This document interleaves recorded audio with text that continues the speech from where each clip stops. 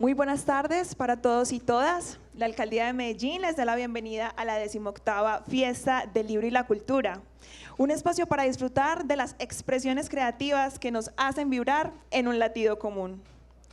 De todas las manifestaciones artísticas y culturales de la agenda de esta fiesta, destacamos una que está por encima de todas las demás: el arte de vivir bien juntos. Hoy agradecemos a las entidades que hacen posible esta fiesta del libro, entre ellas la Alcaldía de Medellín con su Secretaría de Cultura Ciudadana, el Plan Ciudadano de Lectura, Escritura y Oralidad, el Sistema de Bibliotecas Públicas de Medellín y la Biblioteca Pública Piloto. También a nuestros grandes aliados, Confenalco, Confama y la Fundación Secretos para Contar. Además, a EPM, Universidad de Antioquia y la Fundación Saldarriaga Concha. Hoy también agradecemos el apoyo del Parque Explora, porque gracias a ellos, todas las personas que estamos aquí en el Auditorio Explora y ustedes que nos están viendo a través del streaming de nuestro canal del Parque Explora van a poder disfrutar de la conversación que hoy nos convoca en la franja La Ciencia como Narración. A continuación, políticas del malestar. ¿Por qué es más fácil imaginar el fin del mundo que el fin del capitalismo? El malestar como elección, decisiones y lógicas del deseo desde una perspectiva psicoanalítica. Hoy nos acompaña Alicia Valdés desde España, autora del libro, politóloga, doctora en humanidades, especializada en filosofía y psicoanálisis. Así que démosle la bienvenida.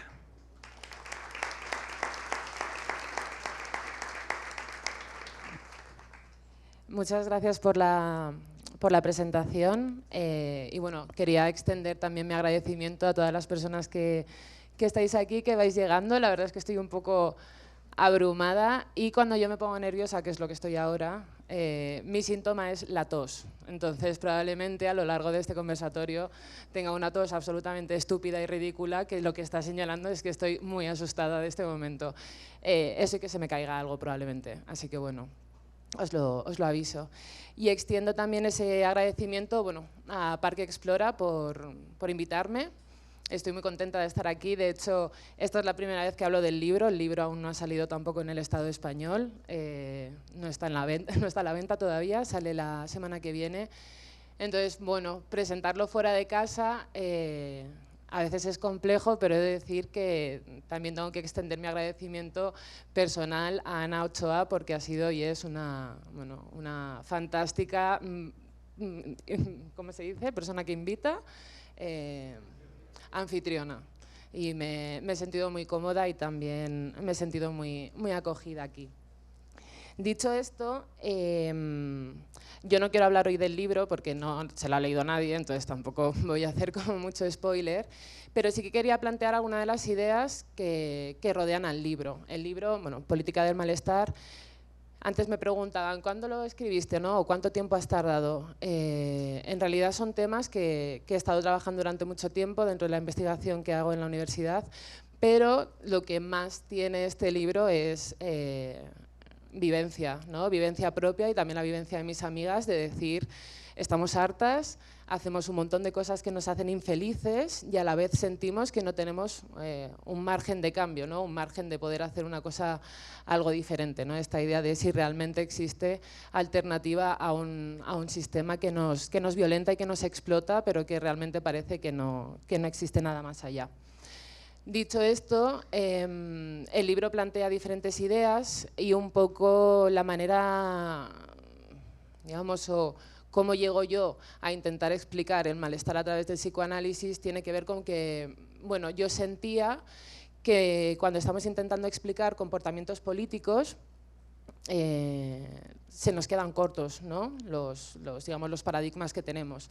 Cuando tú intentas explicar por qué una persona vota a un partido o vota a otra, o cuando tienes delante, bueno, un libro de teoría política sobre comportamiento electoral, hablamos mucho del yo, hablamos mucho de las condiciones materiales, hablamos realmente de cómo eso debería ser una decisión que se toma desde la razón, pero ninguno de estos elementos o variables de explicación podrían explicar ahora mismo a Milei, ¿no? Como el hecho de que gane las elecciones, y nadie podría explicar tampoco el caso de Trump. Es decir, el hecho de que haya gobiernos de extrema derecha chocaría realmente con una realidad material donde la mayoría de la población somos clase obrera precaria, ¿no? Entonces, ¿por qué no son las condiciones materiales las que están marcando nuestro voto? Pues porque, spoiler, pues no es toda la razón y no todo son las condiciones materiales, sino que existen cosas como el deseo, como el inconsciente y como los afectos, que son cosas que también nos mueven, ¿no? Hay mucha gente que decide votar a la extrema derecha porque dice, bueno, y esto es malsonante, pero puede decir, bueno, es que Milei lo dice con un par de pelotas, ¿no? Y en esa identidad, en ese aspiracionismo, en ese yo quiero ser como él,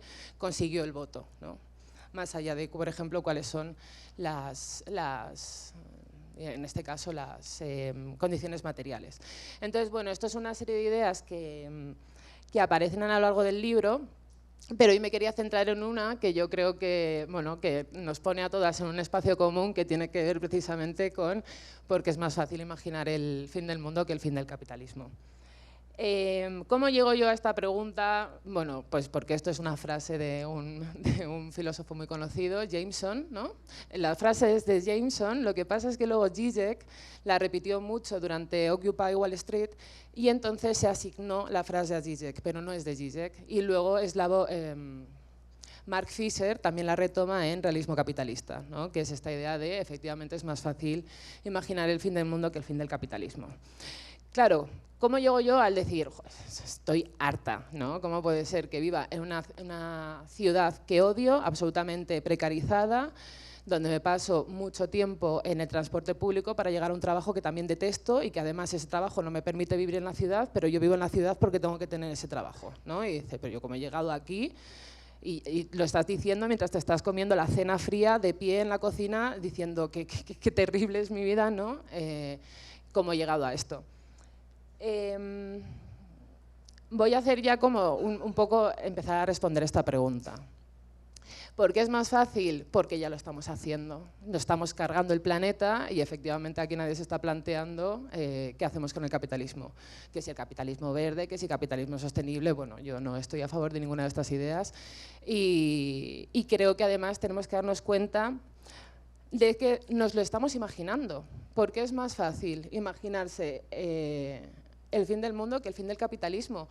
Si nosotras ahora mismo, por ejemplo, nos acercamos al catálogo de plataformas de pago como Netflix, muchas de las series y muchas de las películas que tenemos al alcance de la mano son distópicas. Es decir, la manera en la que estamos, o sea, bueno, el tipo de producto cultural que estamos consumiendo en muchos casos es distópico. Nos parece mucho más lógico el cuento de la criada que el comunismo, ¿no? Entonces creo que aquí tiene que ver precisamente con cómo el fin del mundo nos lo estamos imaginando, pero nos es muy difícil imaginar el fin del capitalismo. No solo tiene que ver con el hecho de que estamos teniendo, como decía, producciones culturales vinculadas a las distopías, la utopía ha quedado absolutamente fuera. Yo no sé cuál es la última novela en la que tengo una utopía, un imaginario utópico desde el que me puedo mover. No sé si podríamos, más allá de Utopía de Thomas More, ¿no? Creo que hay muy pocos libros que podamos plantearnos ahora. Pero es que además tiene que ver con que esto ya lo estamos pasando, no solo porque estamos en una absoluta emergencia climática vinculada, bueno, pues a toda la explotación que conlleva el capitalismo, sino que además acabamos de pasar una pandemia. Bueno, acabamos de pasar una pandemia también es una cosa muy positiva, no creo que podamos hablar en términos pospandémicos, pero sí que creo que tenemos que darnos cuenta de que hemos pasado por un momento donde la vida se ha parado en muchos sentidos. Hemos vivido una pandemia mundial, hemos visto cómo la gente moría, hemos visto cómo no nos podíamos despedir de nuestras familiares cuando ellas morían y aquí nadie se ha planteado por qué narices estoy yendo a trabajar. ¿Por qué no hay por qué está pasando esto, ¿no? ¿Por qué está muriendo gente? ¿Por qué yo no me puedo despedir de los familiares? ¿Por qué yo no puedo hacer determinadas cosas que tienen que ver con poner la vida y los cuidados en el centro? Pero aquí nadie se está planteando por qué sigo dentro de las lógicas del capitalismo. Es decir, el mundo tal y como lo conocemos se acaba, pero yo no he dejado de producir y tampoco he dejado de consumir, ¿no? Y creo que esto es una cosa que, ¿por qué nos es más fácil? Es que ya estamos viviendo eso. Es fácil imaginarse algo que ya está sucediendo. Pongo el ejemplo del COVID, pero también hay un ejemplo que para mí es muy curioso, que tiene que ver con la guerra, bueno, el conflicto en Ucrania, ¿no? La guerra de Ucrania.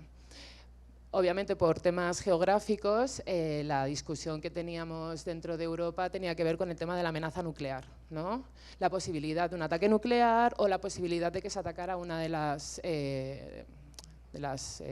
centrales nucleares de Ucrania. Ante todo esto, la gente, pues obviamente, había gente que tenía mucho miedo. Llamaba la atención porque tú encendías la televisión y en los telediarios, ¿no? Lo que tenías eran reportajes de qué tipo de productos podías consumir en caso de crisis nuclear, ¿no? Es decir, había empresas que ya habían empezado a generar productos propios de una época nuclear. Es decir, nos estábamos imaginando que podría haber una catástrofe nuclear y tú estás pensando de qué color iba a ser tu traje, ¿no? O sea, no tiene ningún sentido. Estábamos planteando en este caso, pues efectivamente, ¿no? Cuáles eran los patrones de consumo y cuáles eran los patrones de producción que íbamos a tener dentro de esa distopía que nos habíamos imaginado tantas veces gracias a HBO, ¿no? Por ejemplo. Claro, dentro de esto yo creo que bueno, ahora hemos pasado como de la frase de Jameson y querría fijarme en una de Fisher, que es que no tenemos capacidad de imaginar alternativas al capitalismo. Claro, yo creo que hay diferentes elementos, ¿vale?, que tienen que ver precisamente con esa incapacidad de imaginar alternativas.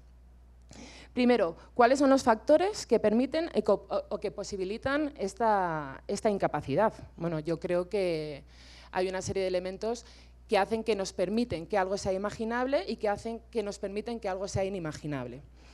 Por un lado, creo que nos tendríamos que empezar a preguntar cuál es nuestra capacidad de imaginar, ¿no? Antes lo hablaba con Sara, con una periodista, que tiene que ver con cuando nosotros hablamos de imaginación nos vamos como a un escenario de la infancia, ¿no? Es decir, los críos y las crías imaginan un montón de cosas. Imaginan en el futuro. Pues yo de mayor voy a ser no sé qué, yo de mayor voy a tener un coche, vale, ¿no? Esa imaginación de proyección siempre la ponemos, pues, bueno, muy vinculado a la infancia, pero luego hay también otro tipo de imaginación que tiene que ver con el juego. Una caja, o sea, tú le estás comprando al niño 20.000 juguetes y el niño se pone con la caja que llevaba los juguetes a jugar, ¿no? Y esa caja de repente es un coche, o de repente es un avión, o de repente es una casa, o de repente pues lo que sea. ¿Qué nos ha pasado? Claro, a mí me llama mucho la atención que siempre pensamos que es que la imaginación se va, ¿no? Y tenemos como este recuerdo melancólico y bucólico que de, ¡ay, cuando eres pequeño imaginas un montón de cosas! Ahora lo seguimos haciendo. Lo que pasa es que nuestra imaginación está en unos derroteros que son súper negativos. Y yo os voy a poner una situación que yo creo que nos ha pasado a todas, que es cuando tú dices, ¡buah, vaya día que he tenido, quiero llegar a casa, estoy cansadísima, me voy a meter en la cama, me voy a poner a dormir. Y te metes en la cama y haces, ¡uy! Tuve un error hace 15 años en el cual ¿no? Y estás durante horas diciendo, yo estaba muy cansada, yo quería dormir y de repente estoy empezando no solo a caer en errores que quizás no hayan ni sucedido, que ni siquiera fueran errores, sino que tenemos muchísima capacidad para imaginar escenarios terribles, ¿no? Estamos todo el rato pensando en lo que puede pasar y siempre tenemos pocas ensoñaciones y sí que tenemos mucho de este tipo de pensamiento recurrente que es negativo y que ahora mucha gente llama ansiedad cuando lo que es una imaginación, bueno, un poco terrorífica, ¿no? Es decir, efectivamente tenemos mucha imaginación, seguimos teniendo mucha imaginación, pero creo que quizás el espacio donde estamos llevando, ¿no?, o la dimensión de esa imaginación tiene que ver precisamente con, bueno, pues un imaginario de la catástrofe, ¿no? ¿Por qué? Bueno, yo creo que a día de hoy nos parece mucho más realista lo negativo que lo positivo, ¿no? De hecho, una persona cuando dice, no, yo es que soy realista, y pongo voz de hombre por determinadas razones que todas sabemos, le dice, yo soy realista, y no eres realista, probablemente lo que entiendes es que es mucho más lógico que suceda algo malo que suceda algo bueno. Claro, yo aquí insisto mucho y creo que es un verbo que no utilizamos mucho, es digamos, como una dimensión en la que no solemos poner mucha atención, que es imaginar. ¿Crees que si tú no puedes imaginar algo, puedes llegar a crearlo? No. De hecho, coloquialmente decimos, ¡buf! Eso es inimaginable, aunque esté sucediendo. Claro, ¿qué pasa? Que ante esto, tú cuando estás, bueno, te dices, oye, yo no estoy feliz, no estoy contento, no soy feliz, la vida que estoy llevando, pues en realidad me genera insatisfacción o me genera tristeza. Tú estás ahí cenando, en pijama en la cocina de pie, y dices, bueno, ¿y entonces qué hago? ¿No? ¿Cuáles son las alternativas a estar cenando a las 3 de la mañana de pie en la cocina? Bueno, pues, claro, ¿qué pasa? Que cuando tú empiezas a hacerte estas preguntas, realmente lo que te viene a la cabeza es que el cambio a positivo es muy imposible, ¿no? Un poco lo que nos viene a la cabeza es que eso no puede pasar, eso no va a pasar, eso es imposible que pase, etc, etc, etc. Y yo creo que dentro de esta imposibilidad, ¿no? Esta idea de que el cambio a positivo es tan difícil o tan imposible, a mí me venían como dos cosas a la cabeza, ¿no? O sea, el hecho de que no nos podamos plantear que las cosas vayan bien o que puedan ir a mejor, por un lado es que el ser humano es execrable, ¿no? Debemos de ser malísimos, porque si somos incapaces de poder generar alternativas que sean más amables con la vida, entonces realmente aquí tiene que haber algo que tiene que ver con el sujeto, ¿no? Y aquí, bueno, pues tenemos a muchos hombres blancos diciendo que cuál es la naturaleza humana, tenemos a Aristóteles, ¿no? Tenemos a Hobbes, tenemos a Rousseau, tenemos a Locke, y se dividen en dos teams, ¿no? Equipo bueno y equipo malo. Entonces es naturaleza humana buena, naturaleza humana mala. Yo no sé si hay tal cosa como la naturaleza humana. Y aquí es donde entra el psicoanálisis. Para mí el psicoanálisis introduce, ¿no? La idea de la pulsión de vida y la pulsión de muerte a través del deseo. Es decir, ¿qué es el deseo? Yo entiendo desde el psicoanálisis que el deseo es una fuerza libidinal, ¿vale? Es un motor de acción. Si tú no deseas, no te mueves. Por lo tanto, el deseo no se puede satisfacer. Y de hecho, si te dicen que el deseo se satisface, pues entonces qué triste. Porque si el deseo se satisface, dejaré de desear. Y qué vida más triste hay que una vida sin deseo, ¿no? ¿Qué pasa? Que este deseo no solo nos lleva a sitios bonitos. Hay veces que el deseo te lleva ahí a unos sitios que dices, como que no me gusta, pero me está gustando un poquito, ¿no? Y yo pongo el ejemplo al principio del libro del ya te lo dije, ¿no? Y es como, tú cuando dices ya te lo dije, en realidad es el hijo putativo de un consejo. Tú le has dicho a una persona, realmente tú a una persona le has dicho, ay, tienes un problema, te veo mal, necesitas ayuda. Yo que tú haría esto, ¿no? Y yo que tú te lo estoy diciendo porque realmente creo que es algo bueno para ti y te estoy dando un consejo porque te quiero, te admiro, lo que sea, ¿no? Porque hay un lazo positivo. ¿Qué pasa? Que cuando esa persona llega a casa peor que el día anterior, dices, ay, ¿qué le habrá pasado? Y te dice, mira, no he seguido tu consejo y me ha ido fatal. ¿Tú qué dices? Te lo dije, ya lo sabía yo. Claro, ahí tu deseo está encontrando una satisfacción. ¿Esa satisfacción está vinculada con una pulsión de vida? No, todo lo contrario, porque dices, ¿cómo me puedo estar alegrando yo de que una persona esté mal? Es que no me ha hecho caso, ¿no? Entonces, claro, el deseo tiene una parte que puede ser el eros y también tiene una parte que puede ser el tánatos. Pero ¿qué sucede, no? ¿Y por qué esto se relaciona con el tema de si somos tan malos o no somos tan malos? Es que obviamente hay una serie de sujetos que nos han dicho, o arquetipos que nos han dicho que es lo deseable, ¿no? Lo que querríamos llegar a ser. Y obviamente tú te acercas un poquito a un edificio de la bolsa o te acercas a determinados espacios, ¿no? Donde están los señores con poder y dinero y te das cuenta de que es gente que igual empática, no sé si es mucho, ¿no? Aunque no me guste mucho el término de la empatía. Es decir, hay una idea de éxito y hay una idea de persona exitosa que realmente tiene una serie de connotaciones que no son las mejores para vivir en sociedad, ¿no? O para vivir en comunidad. Que seas un cabroncete, pues igual no está mal, pero que seas una persona que desea el mal a otra persona o que está dispuesta a saltarse determinadas líneas éticas o de convivencia por dinero, pues bueno, obviamente si lo que nos están diciendo es que el tipo con éxito, la persona con éxito, tiene determinadas características que igual no son buenas para todas, pues es normal que tú desees eso. Si a ti te están diciendo que si eres XXX vas a tener una casa y un bolso Prada o un Lamborghini, pues igual le dices, bueno, pues es que igual no es tan malo ser así, ¿no? Entonces, yo no creo que tengamos que hablar tanto sobre naturaleza humana, que es un debate pues, muy interesante, pues para quien le parezca muy interesante, pero creo que también tenemos que hablar de otros elementos, ¿no? Que es, ¿qué es deseable? Que yo creo que es una cosa que muchas veces no nos planteamos. ¿Tú puedes imaginarte algo que sea indeseable? Sí. ¿Querrías conseguirlo? No, es indeseable. Pero ¿quién construye la narrativa que dice qué es deseable o qué es indeseable? A ver, porque no me quiero ir yo mucho de la hora, porque yo en realidad quiero que hablemos juntas, porque yo ya he hecho el ejercicio de escribir el libro y ahora pues me apetece un poco de otra cosa. Y a ver qué opináis vosotras de lo que os comento, ¿no? Claro, si una persona desalmada, una persona cruel, una persona egoísta, una persona que no tiene determinados pues, elementos que son a veces muy buenos para la convivencia, es deseable, pues muchas veces, como decía, eso será lo deseable. Pero claro, ahora decía, es que lo deseable es una construcción que hacemos nosotras. Nosotras vamos a decir qué es lo deseable y qué no es lo deseable.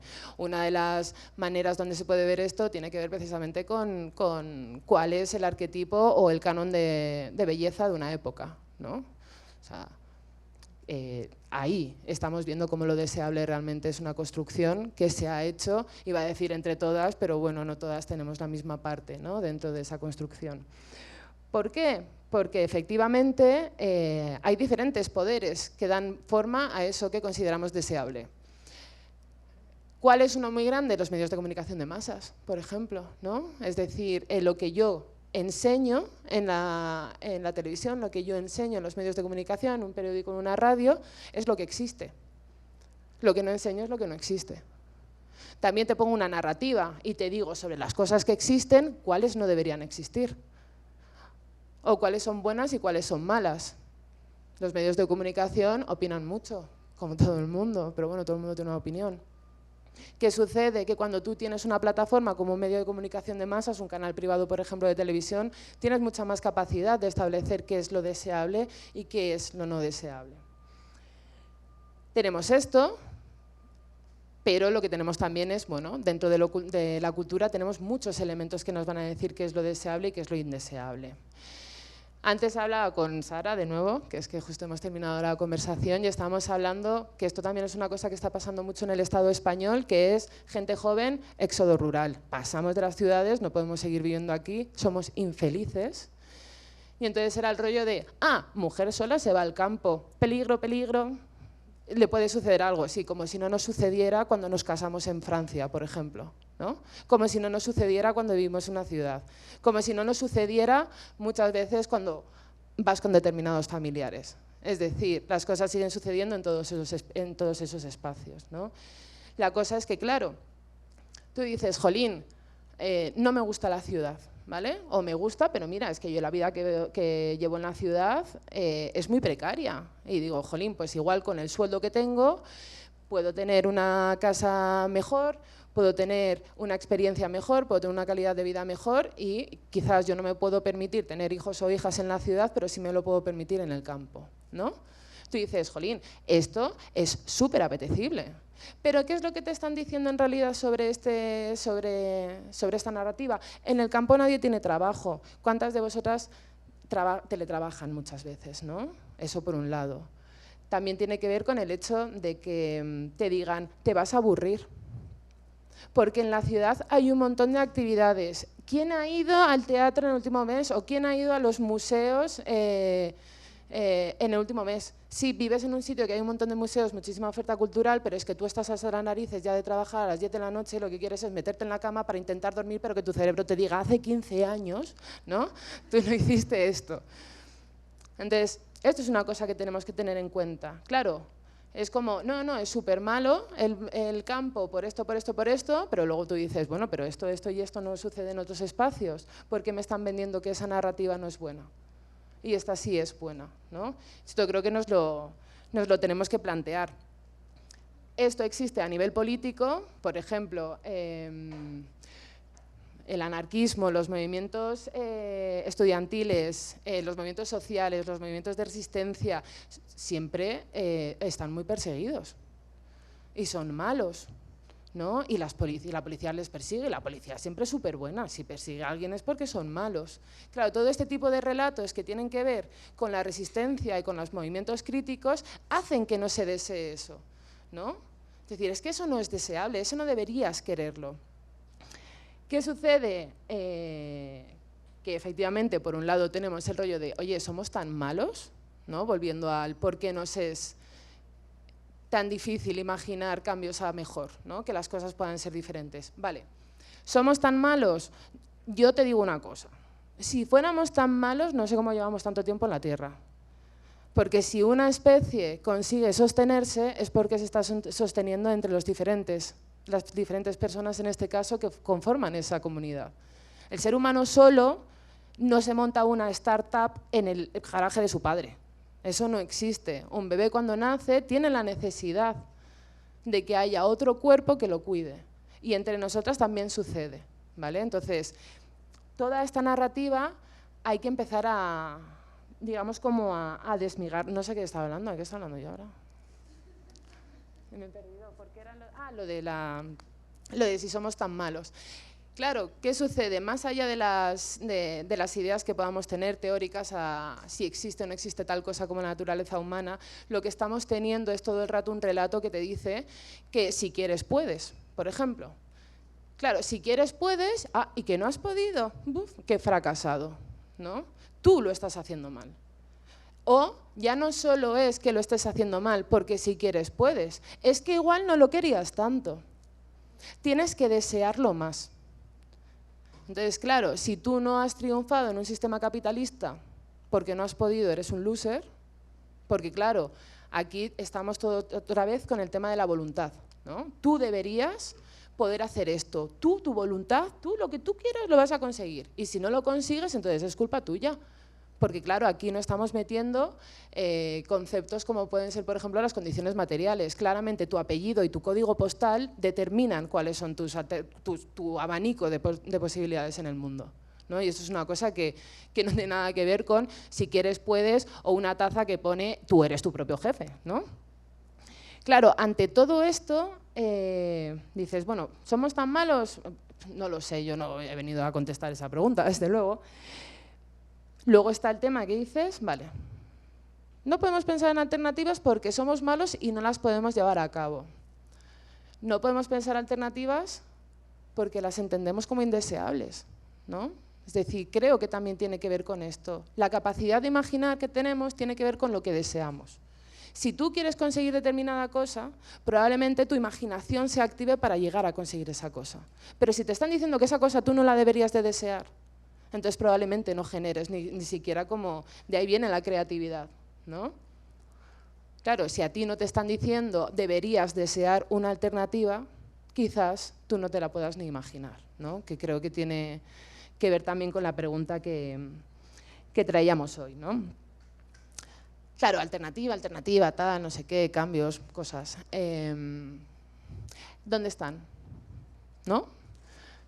Pero yo una cosa que tenía muy clara con el libro es que yo no considero que un pensamiento crítico sea crítico si no genera movimiento. O sea, este rollito de estar con un cigarro y un coñac en un sofá hablando sobre las cosas, no me parece que en ningún momento sea pensamiento crítico, me da igual lo interesante que sea esa conversación, ¿no? Creo que tenemos que generar movimiento. Y en este caso, yo en el libro, bueno, analizo todo este tipo de cosas a través del psicoanálisis, que eso es lo que no he destripado hoy porque nos llevaría mucho tiempo. Y al final del libro intento hablar de cuáles son las alternativas, ¿no? Y entonces, claro, la cosa sería, no las hay, ¿no? Lo que siempre nos dice es que no hay alternativa, que las alternativas que hay, ¿qué es? El comunismo, el caos, la destrucción. Bueno, claro, ¿no? Si te dicen esta es la mejor manera, o digamos el mejor sistema al que hemos llegado, porque la gente también piensa que la historia es necesariamente un relato de progreso. Entonces, que si hemos llegado al capitalismo es porque es lo mejor de todo lo que hemos tenido, ¿no? Por eso ahora mucha gente dice, ay, ¿cómo ha podido ganar otra vez la extrema derecha? Porque la historia no siempre va mejor, por eso. Y porque en Europa somos lo que somos. Claro, dices, no hay alternativas. Bueno, yo decía, qué triste, ¿no? O sea, yo como activista feminista, comprometida con la teoría feminista, me parecía un ejercicio de absoluto, bueno, de irresponsabilidad plantear un libro y decir, uy, todo está fatal, y luego no decir qué es lo que podríamos hacer. Pero luego dije, yo no he venido aquí a hacer ningún como caja de herramientas para que la gente pueda hacer X. Y dije, yo no creo que tenga que inventar nada porque yo ya creo que estas alternativas existen. ¿Qué sucede? Que cuando nosotros planteamos alternativas, pensamos en dos términos temporales, que son que estén en el futuro o que habían estado en el pasado, ¿no?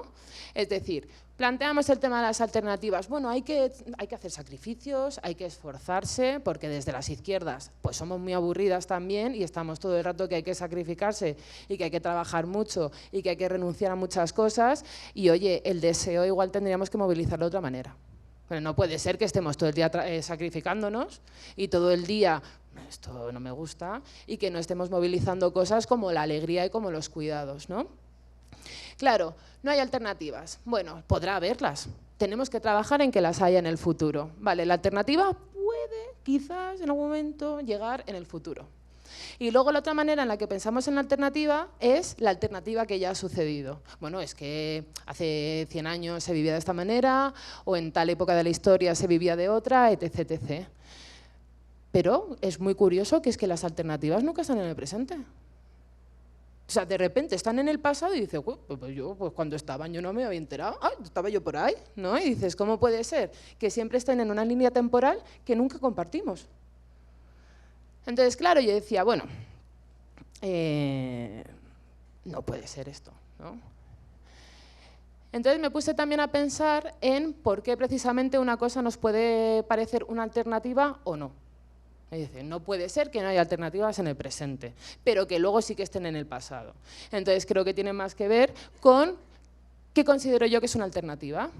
¿Qué pasa? Que muchas veces cuando tenemos activismos políticos y tenemos proyectos políticos, de base y de no base, decimos, bueno, tenemos que acabar con el capitalismo, tenemos que acabar con X, ¿no?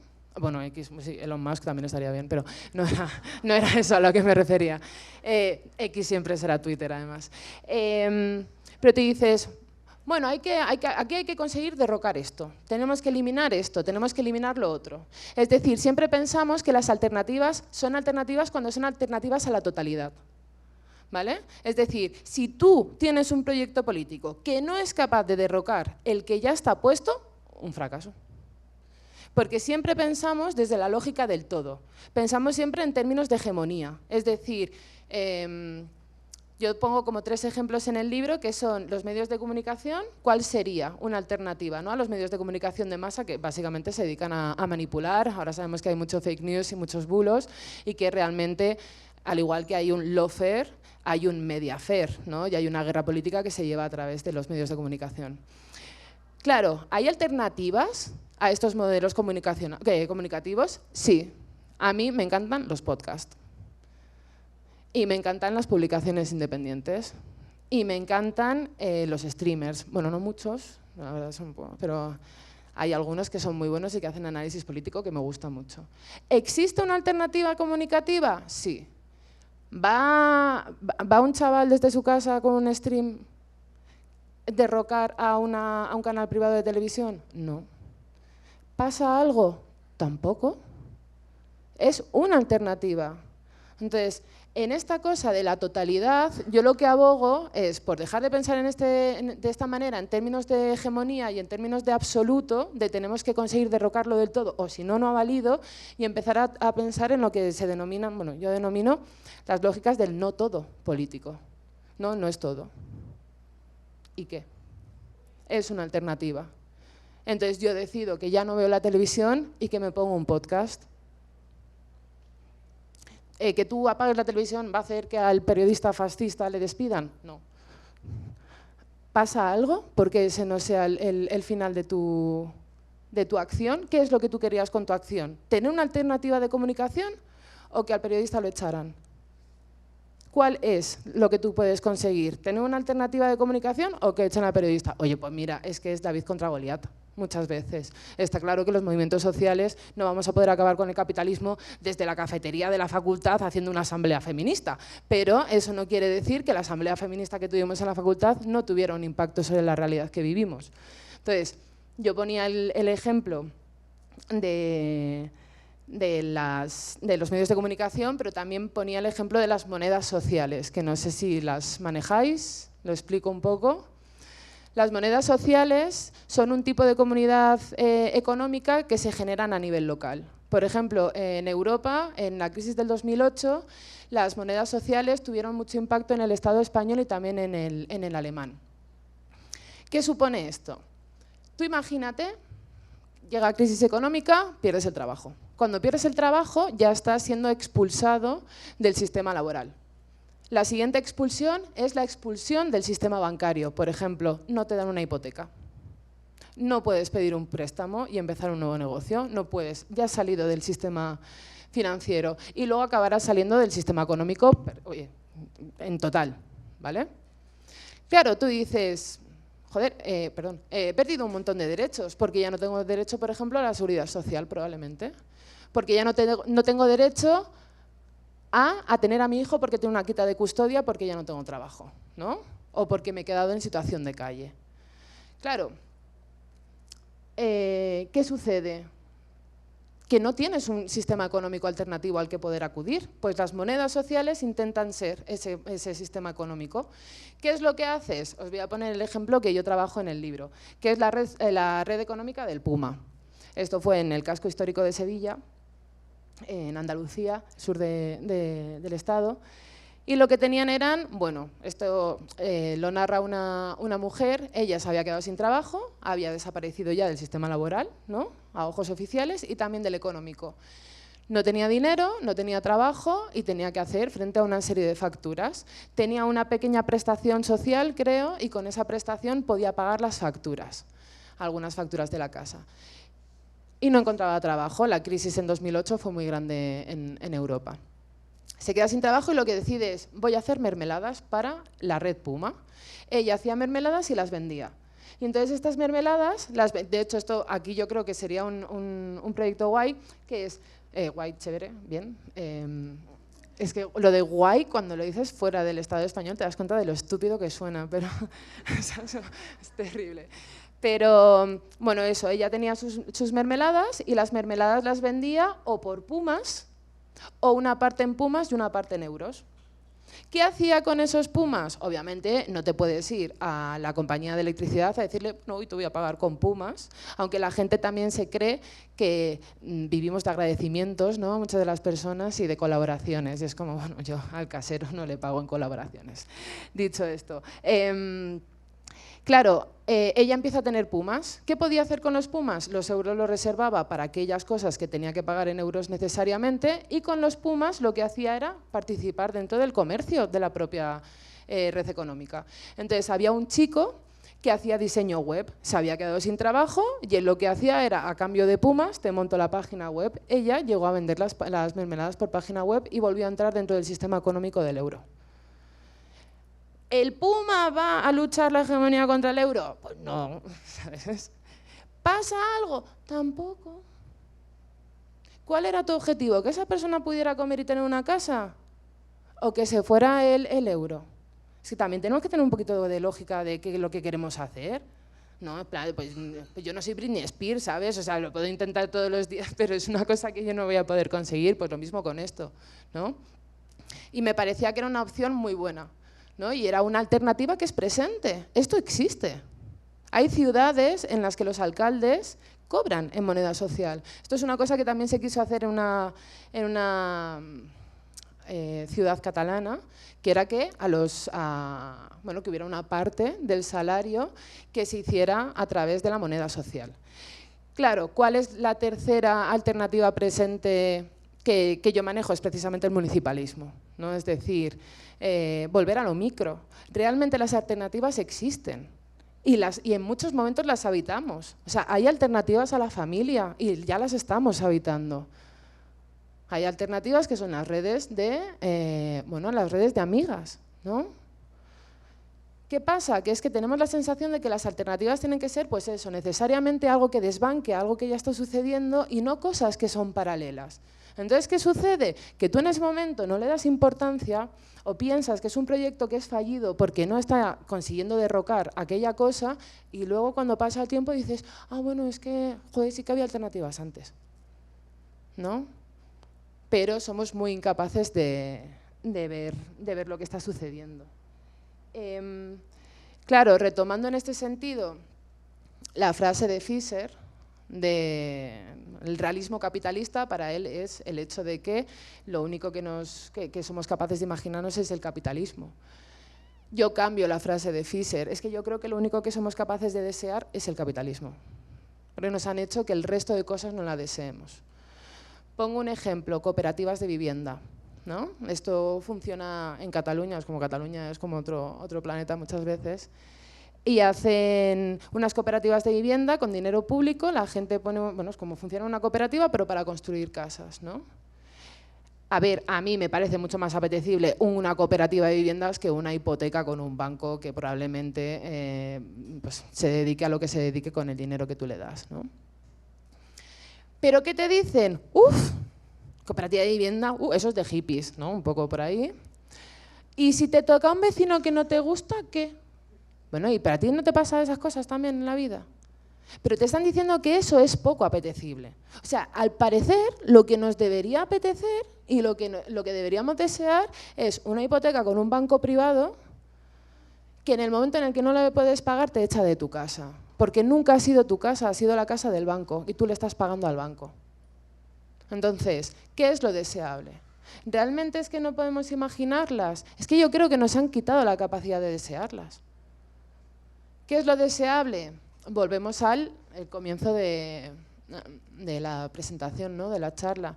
Lo deseable es aquello que triunfa en un sistema que no pone arriba los cuidados, que no pone arriba un ser humano bueno, sino que lo que pone arriba es un chaval con traje que vende criptomonedas, ¿no? Y que probablemente sea una persona bastante lesnable porque lo que estamos aupando y lo que estamos considerando que es lo ideal y lo que debería estandarizarse es una persona cruel, egoísta, capaz de sobrevivir en un sistema que necesariamente tiene que destruir la vida de la mayoría para que la vida de la minoría pues, sea algo que tú siempre quieras tener, ¿no? Que esa es la gran trampa del capitalismo, es que nos dice que en algún momento nosotras seremos las que estemos arriba. Y esa promesa nos parece tan interesante, tan deseable, tan buena, que somos capaces de no imaginar alternativa con tal de pensar que un día tú vas a poder ser esa persona. Y esa es, digamos, como para mí la trampa del capitalismo, es la relación que tiene con el deseo. ¿Qué sucede? Que siento que no estamos teniendo mucha conversación precisamente sobre el deseo. Creo que muchas veces lo que movilizamos desde el enfado son cosas que igual tendríamos que empezar a cambiar. No puedes hacer una asamblea de 5 horas para no tomar ninguna decisión, porque entonces la gente deja de militar y deja de tener un activismo.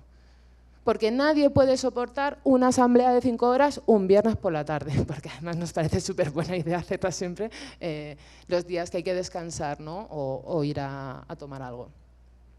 Y creo que esto es importante. Creo que durante mucho tiempo una idea que ha tenido la izquierda con respecto al deseo es que era una baja pasión, ¿no? que mientras la gente de derecha se deja llevar por las pasiones, los afectos, son personas poco racionales, etc., etc., aparece la gente de izquierda, somos seres de luz y seres de razón, ¿no? Que somos súper consecuentes, que tenemos muchísima voluntad, que sabemos perfectamente lo que queremos, y no es así. Y una persona que vota a un partido de derechas no necesariamente es una persona de derechas. Y esto es otra cosa que tenemos que comprender. Tenemos que empezar a movilizar más alegría. O sea, no hace falta que seamos, como se dice en España, cookies, ¿no? Y todos son risitas. No, no se trata de eso. Se trata de intentar cuidarnos un poco más. Se trata de decir qué tipo de activismo vamos a tener o, oye, es que no estamos bien de pasta, no tenemos dinero, no nos está yendo bien a un grupo de amigas, bueno, empecemos con una moneda social. O empecemos con un banco de tiempo, o empecemos con una serie de cosas que pongan en el centro otras soluciones, ¿no? Y también, bueno, que podemos seguir estando enfadadas, que debemos seguir estando enfadadas, pero que debemos molestar un poco más. Y molestar a mí siempre me ha parecido una cosa súper divertida, porque no creo que haya nada que a mí me produzca más satisfacción que ser la piedra en el zapato, ¿no? Que estar en la calle molestando. ¿Los gobiernos de izquierdas van a conseguir hacer lo que nos dicen? No, pero si es que ya lo sabíamos. Pero es que la derecha nos va a poner siempre en una situación peor. Yo soy anarquista todo esto, quiero decir. A mí los partidos políticos, yo sé perfectamente que no lo van a conseguir, pero para que yo pueda tener determinados compañeros en la barricada, para que yo pueda estar en la calle con determinadas personas, necesito un tipo de gobierno, aunque sepa que el gobierno no va a conseguir las cosas, porque la política nunca lo ha solucionado. Hemos sido la gente que habita lo político. Y entonces esto creo que también tiene que ver con lo que decía de la alternativa. La cosa hegemónica que queremos deshacer o que queremos quitar es la política. Y la alternativa la generamos desde lo político, que somos nosotros. Y esto es una cosa que creo que es importante mantener en mente. La alternativa es lo político. Y lo político muchas veces no puede acabar con la política, pero sí puede acabar en la política. Y creo que bueno, no me voy a enrollar mucho más, pero que ha sido un poco la tesis que quería compartir con vosotras, es que la incapacidad va vinculada a la incapacidad de desear, a que nos pintan que las alternativas son o imposibles o indeseables, y que por lo tanto eso hace que no nos pongamos determinados objetivos y que la imaginación no empiece a funcionar. Así que nada, un poquito más de trabajo en el deseo todas. Muchas gracias.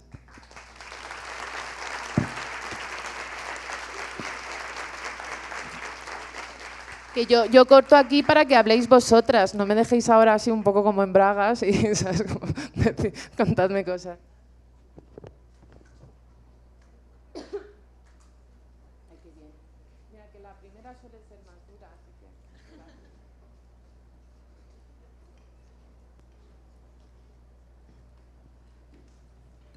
Gracias. ¿Cómo estás? Hace rato mencionabas de paso que tenías como una especie de objeción con el concepto de empatía. Yo quisiera que profundizaras más en eso y más por el hecho de que este concepto también tiene mucho que ver con cómo nos cuidamos los unos a los otros y cómo nos nutrimos. A ver, gracias por la pregunta. No sé cómo te llamas, ¿cómo te llamas? Laura, gracias por la pregunta, Laura. A ver, lo que he dicho de la empatía, yo es que sé que al final me meto en unos melones, abro unos melones, que no, parezco frutera a veces. Con respecto al tema de la empatía, me refiero, yo hay una cosa que me da mucho miedo, que es la psicologización del todo. O sea, yo entiendo la teoría psicoanalítica como algo muy interesante que nos sirve para pensar determinadas cosas y que nos da elementos de análisis muy buenos, pero estoy absolutamente en contra de la psicologización de las cosas. Vivimos en una sociedad, es una frase como muy... Vivimos en una sociedad de absoluto sobrediagnóstico y sobremedicación. Todas las emociones que sentimos tienen un nombre en el DSM. Tú muchas veces no sabes, tú te encuentras como... ¿no? Dices, no estoy a gusto, no estoy bien. Pero no conoces la palabra desasosiego o no conoces que existe una emoción que es el desasosiego. Entonces, ¿qué dices? Tengo ansiedad. Es a esto a lo que me refiero. ¿Por qué me da miedo la palabra empatía? Porque creo que en muchos casos la empatía está muy mal comprendida por una cosa que es la psicología pop de Instagram, ¿no? Y es como, empatía tampoco es, ay, yo haría esto, yo que tú haría esto, ¿no? Por ejemplo, el rollo de a una persona le sucede algo, imagínate, una persona está pasando por un duelo, alguien de su familia, por ejemplo, se ha muerto. Y esa persona quizás no está sufriendo tanto, pero tú estás sufriendo por ella. ¿Eso es empatía? No sé, a mí me suena un poco ombliguismo, ¿no? Como, no, es que deberías sentirte de esta manera. Y yo lo estoy pasando súper mal por ti. Vale, pero es que yo estoy de booty, o sea, estoy bien. Eso es empatía. Por eso te digo, ¿no? Que creo que hay veces que hay conceptos que se están vaciando mucho y que se están convirtiendo en cosas muy pop que también psicologizan un montón de cosas que no deberían ser. El otro día yo tenía un seminario en la uni que dirigía yo y estuvimos hablando sobre temas de antipsiquiatría. En el libro hay un capítulo entero que es antipsiquiátrico, ¿no? Sobre qué sucede con las medicaciones, cuáles son los efectos secundarios y cómo afectan a las personas que están psiquiatrizadas o farmacologizadas. Y recuerdo que estábamos hablando con una persona, bueno, pues lo que denominamos una superviviente o sobreviviente del sistema psiquiátrico, y recuerdo que que estábamos hablando sobre cuáles son las emociones que nos permiten sentir y las que no nos permiten sentir. Y mi amigo Iván, siempre me respingo, se me pone la piel de gallina cuando digo esta frase, pero me pareció muy bella y me dijo, no tenemos palabras para tantos afectos. Entonces, ¿qué tenemos? Un DSM.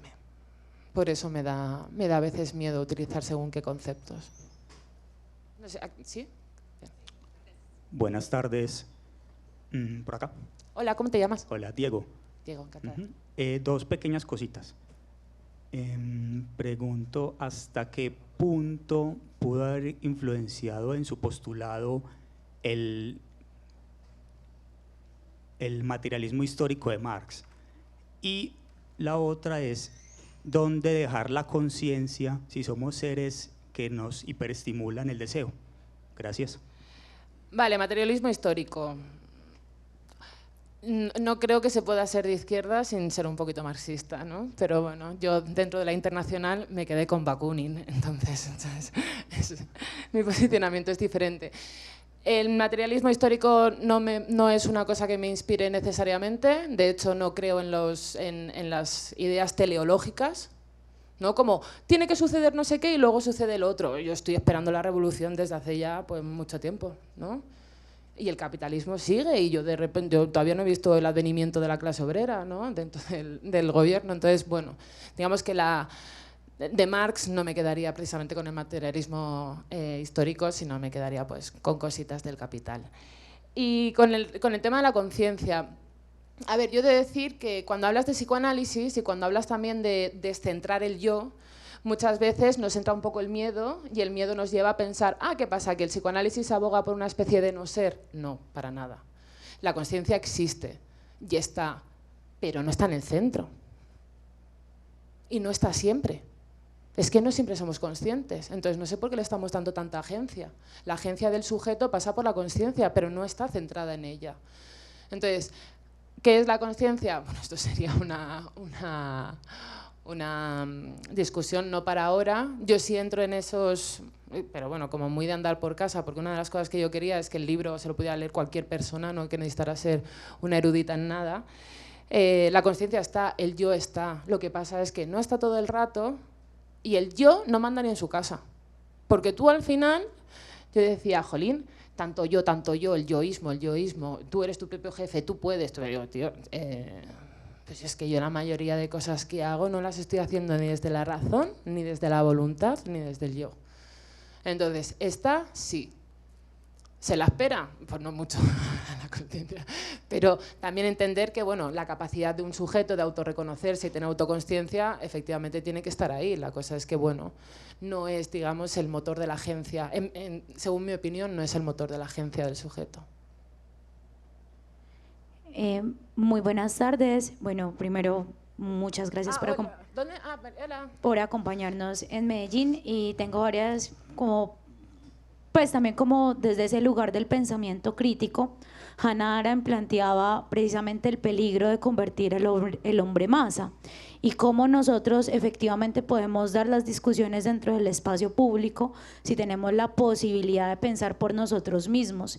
Y creo que hay algo en lo que está ganando ventaja el capitalismo a través de Silicon Valley, digamos, dentro de este lado de Occidente, va muy de mano de la innovación, de cómo ese proceso creativo que vive cada uno de los seres humanos al pasar por una palabra que es muy fuerte acá en Medellín, muy interesante y que además define un poco de lo que ha marcado esta ciudad en términos de éxito en la región, y es la resiliencia. Cómo superamos esa situación de victimismo para hacernos responsables de nosotros mismos, asumir como ese asunto de la responsabilidad individual y la corresponsabilidad con lo que pasa en el entorno. Entonces, ¿cómo no nos quedamos dentro de esa narrativa para seguir militancias, para agacharnos ante ceder ante un sujeto masa que efectivamente no va a cambiar desde el lugar totalitario y que termina totalizando un pensamiento posible? Y cómo entonces empezamos a reconocer al individuo y en esa búsqueda precisa de la conciencia para que cada uno asuma sus propias decisiones. Por ejemplo, el tema de domesticar el algoritmo, no es lo que te vende Instagram, tú tienes la capacidad de filtrar la información que recibes y qué tipo de promociones te van a salir, y lo mismo pasa con YouTube. Más de 70 años en grabaciones, tú puedes elegir desde educarte hasta ver gatos todo el día, pero es una posición que uno mismo toma. ¿Cuál es la necesidad, digamos, de insistir en masificar hacia un sector o a otro a la población? Gracias. A ver, muy complejo esto que planteas, la verdad. Yo diría que una de las cosas que tenemos que hacer es empezar a ser un poquito más amables con nosotras mismas y con nuestras militancias y con la capacidad que tenemos de cambiar las cosas. Sí, efectivamente, tú puedes utilizar YouTube para una cosa o puedes utilizar YouTube para otra. Lo que pasa es que esto lo explica Yago Moreno, que es un colega que trabaja en redes sociales en el Estado español, que estuvimos ambos, de hecho, trabajando la campaña electoral de Milei el año pasado. Y él lo narra de una manera que a mí me gusta mucho. Él dice, las redes sociales, cuando hablamos desde las izquierdas, es como jugar básquet en una cancha que está así como en cuesta. Las redes sociales, como Instagram o Twitter, son la privatización del Internet. O sea, Twitter es una privatización del Internet. Instagram es una privatización del Internet. Y esas privatizaciones no juegan nunca a favor de las izquierdas. El algoritmo funciona para que tú estés viendo a fascistas. En TikTok, según la música que utilices y las palabras que utilices, si tú dices soldado, esto es una lucha, y digo otra vez con voz de hombre por causas que todas conocemos, tienes más oportunidad de que tu vídeo llegue a más gente. Entonces, ¿es complejo? Sí. ¿Nos vamos a ir todas de Twitter? Sabemos que no está sucediendo eso, pero también sabemos que hay plataformas alternativas. Por ejemplo, ahora cuando Lula triunfó y cerró Twitter, la gente se fue a Blue Sky, que es donde nos estamos abriendo cuentas ahora en el Estado español, ¿no? ¿Sabemos que no nos vamos a ir de Twitter? Sí, porque es un espacio en el que tú tienes que estar también dando la batalla, pero es que no puedes estar todo el rato dando la batalla y pegándote con fascistas. Es que también necesitas un espacio donde tú puedas estar tranquila y compartir un vídeo de gatitos, o un vídeo, pues no sé, pues a quien le guste Taylor Swift, pues de Taylor Swift, y que nadie se meta contigo, ¿no? Te diga, oye, es que los gatitos no son antifas, no sé, ¿sabes? Como... Y creo que sobre todo eso, ¿no? Ser más amables con nosotras mismas, ser más amables, o sea, no vamos a acabar con el capitalismo cada una de nosotras, pero podemos generar espacios donde el capitalismo ya no esté presente. Alicia, vamos con una última pregunta. Vale, hay libros, por si los queréis comprar. Soy bastante mala librera, por lo que podéis ver. Pero... Muchas gracias, buenas tardes por la charla, Caca. Hola, Marcial. No, con respecto quiero volver un poquito al tema Milei y conocer tu lectura del votante o del elector, de alguien que sabe o que te está diciendo todo lo que va a hacer, de la motosierra. Este es mi tema favorito, ¿eh? De la motosierra, de toda esta crueldad.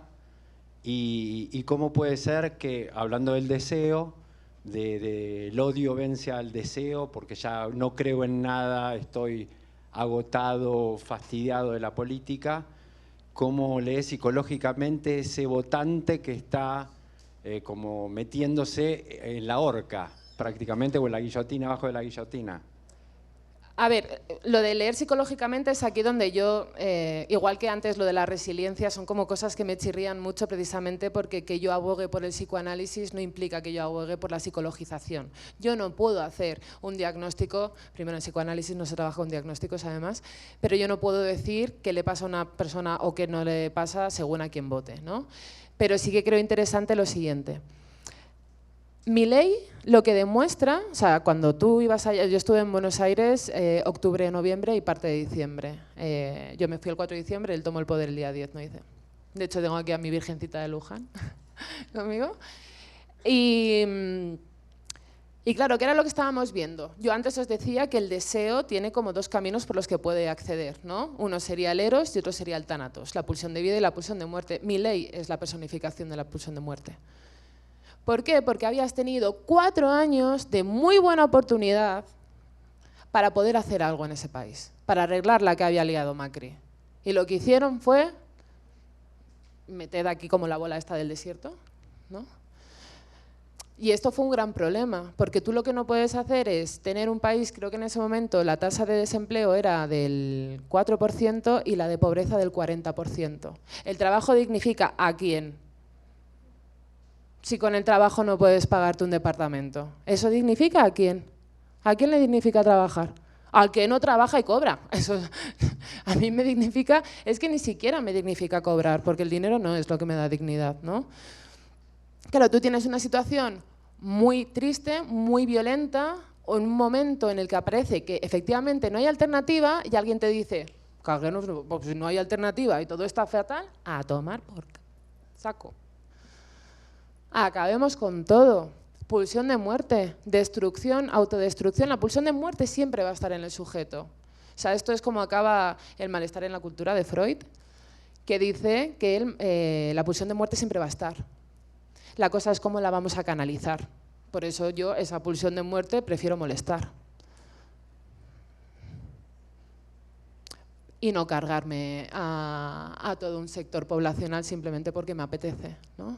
Entonces, de hecho, o sea, te invito a leer el libro porque yo el libro lo acabé de escribir mientras estaba en Buenos Aires y de hecho, gracias a la investigación que hice ahí, yo pude cerrar el libro y me di cuenta, ¿no? Hay un capítulo que se llama Spoiler, es el goce, lo que hace que no deseemos las alternativas al futuro, o sea, las alternativas al presente, uy, qué lapsus freudiano,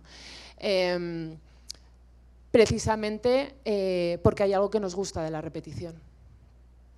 Y porque realmente, ¿qué decía Milei? Milei decía, serán los chorros y los ñoquis los que no empiecen a cobrar, serán otros los que reciban la casta tal. ¿Quiénes están manifestando? Los pensionistas. ¿Los pensionistas son casta de qué?